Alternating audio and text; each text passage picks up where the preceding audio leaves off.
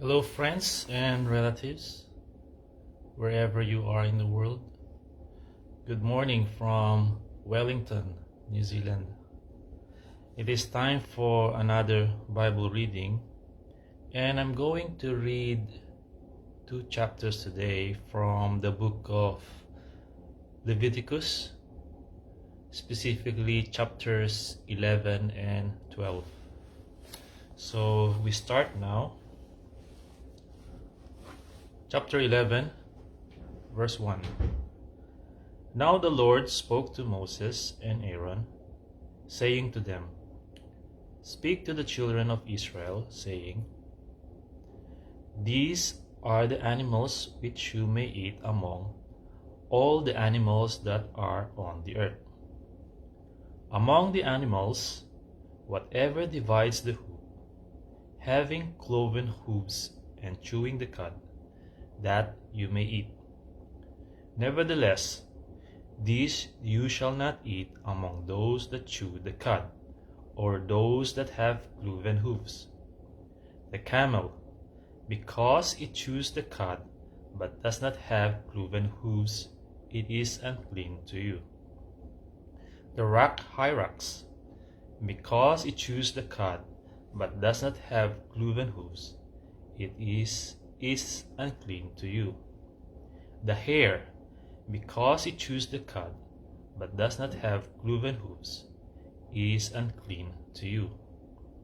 And the swine, though it divides the hoof, having cloven hooves, yet does not chew the cud, is unclean to you. Their flesh you shall not eat, and their carcasses you shall not touch. They are unclean to you. These you may eat of all that are in the water. Whatever in the water has fins and scales, whether in the seas or in the rivers, that you may eat.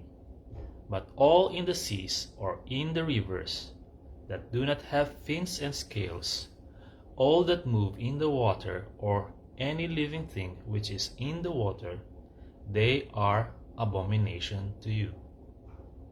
You shall not eat their flesh, but you shall regard their carcasses as an abomination. Whatever in the water does not have fins or scales, that shall be an abomination to you. And this you shall regard as an abomination among the birds. They shall not be eaten. They are an abomination. The eagle, the vulture, the buzzard, the kite, and the falcon after its kind, every raven after its kind, the ostrich, the short-eared owl, the seagull, and the hawk after its kind, the little owl, the fisher owl, and the screech owl, the white owl, the jackdaw, and the carrion vulture, the stork, the heron after its kind, the hoopoe, and the bat. All flying insects that creep on all fours shall be an abomination to you.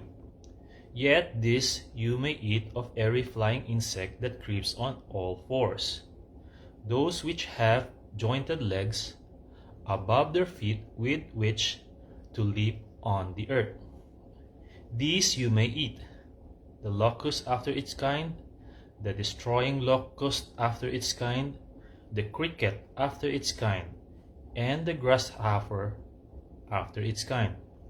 But all other flying insects which have 4 feet shall be an abomination to you.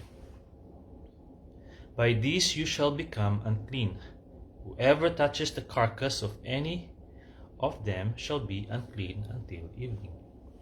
Whoever carries part of the carcass of any of them shall wash his clothes and be unclean until evening. The carcass of any animal which divides the foot, but is not cloven hoof or does not chew the cud, is unclean to you. Everyone who touches it shall be unclean, and whatever goes on its paws, Among all kinds of animals that go on all fours, those are unclean to you. Whoever touches any such carcass shall be unclean until evening.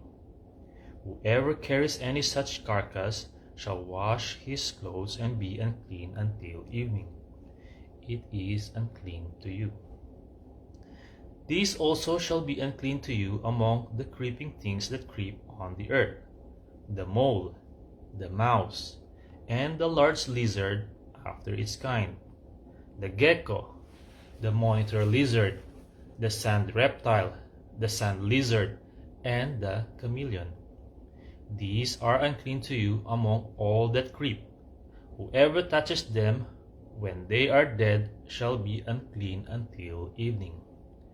Anything on which any of them falls when they are dead shall be unclean, whether it is any item of wood or clothing or skin or sack, whatever item it is, in which any work is done, it must be put in water. And it shall be unclean until evening, then it shall be clean. Any earthen vessel into which any of them falls you shall break, and whatever is in it shall be unclean. In such a vessel any edible food upon which water falls becomes unclean, and any drink that may be drunk from it becomes unclean. And everything on which a part of any such carcass falls shall be unclean. Whether it is an oven or cooking stove, it shall be broken down, for they are unclean, and shall be unclean to you. Nevertheless, a spring or a cistern, in which there is plenty of water, shall be clean, but whatever touches any such carcass becomes unclean. And if a part of any such carcass falls on any planting seed which is to be sown, it remains clean. But if water is put on the seed, and if a part of any such carcass falls on it, it becomes unclean to you. And if any animal which you may eat dies, he who touches its carcass shall be unclean until evening. He who eats of its carcass shall wash his clothes and be unclean until evening. He also who carries its carcass shall wash his clothes and be unclean until evening. And every creeping thing that creeps on the earth shall be an abomination. It shall not be eaten. Whatever crawls on its belly, whatever goes on all fours, or whatever has many feet among all creeping things that creep on the earth, these you shall not eat, for they are an abomination. You shall not make yourselves abominable with any creeping thing that creeps, nor shall you make yourselves unclean with them, lest you be defiled by them. For I am the Lord your God. You shall therefore consecrate yourselves, and you shall be holy, for I am holy. Neither shall you defile yourselves with any creeping thing that creeps on the earth, for I am the Lord who brings you up out of the land of Egypt to be your God. You shall therefore be holy, for I am holy. This is the law of the animals and the birds and every living creature that moves in the waters, and of every creature that creeps on the earth, to distinguish between the unclean and the clean, and between the animal that may be eaten and the animal that may not be eaten. Chapter 12.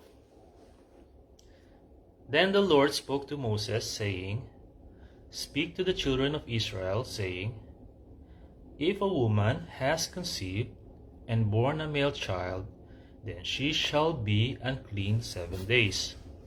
As in the days of her customary impurity, she shall be unclean. And on the 8th day the flesh of his foreskin shall be circumcised. She shall then continue in the blood of her purification 33 days. She shall not touch any hallowed thing, nor come into the sanctuary until the days of her purification are fulfilled.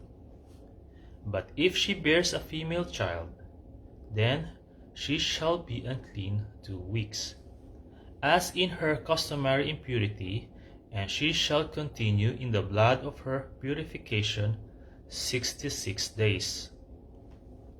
When the days of her purification are fulfilled, whether for a son or a daughter, she shall bring to the priest a lamb of the first year as a burnt offering, and a young pigeon or a turtle dove as a sin offering, to the door of the tabernacle of meeting.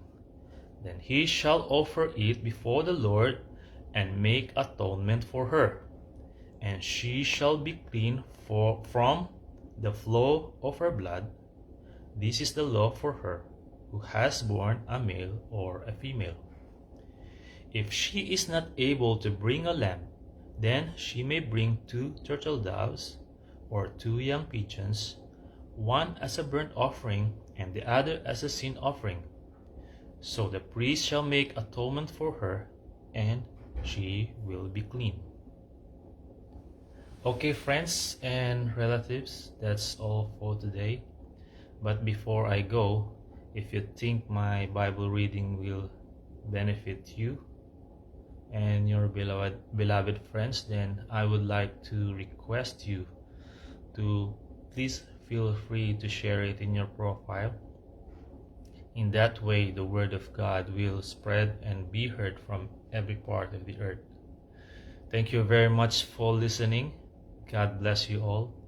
To God be the glory, honor, and highest praise. See you on my next Bible reading. Bye-bye.